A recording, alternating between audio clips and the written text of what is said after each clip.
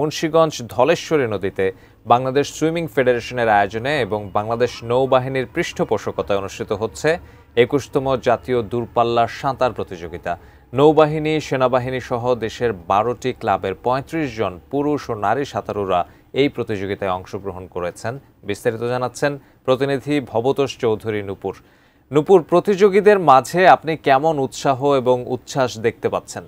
এবং মহিলাদের কিন্তু আপনার প্রায় ৭ কিলোমিটার এবং পুরুষদের ১০ কিলোমিটার। তারা কিন্তু এই বক্তাবলী থেকে ধলেশ্বরী নদী ছাপিয়ে কিন্তু তারা মুন্সিগঞ্জ লঞ্চ ঘাটে পৌঁছবেন।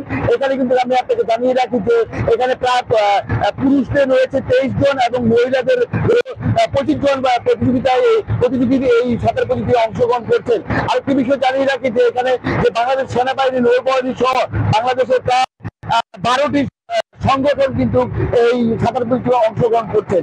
আসলে সর্বোপরি আমরা যতটুকু দেখতে পেরেছি, বাংলাদেশের নৌবাহিনী, পুলিশ বাহিনী, সেনাবাহিনী, নৌ পুলিশ সবাই যৌথভাবে কিন্তু এই সাঁতার প্রতিযোগিতায় তাদের স্বীকৃতি দেওয়ার জন্য নদীর চতুর্পাশে রয়েছে।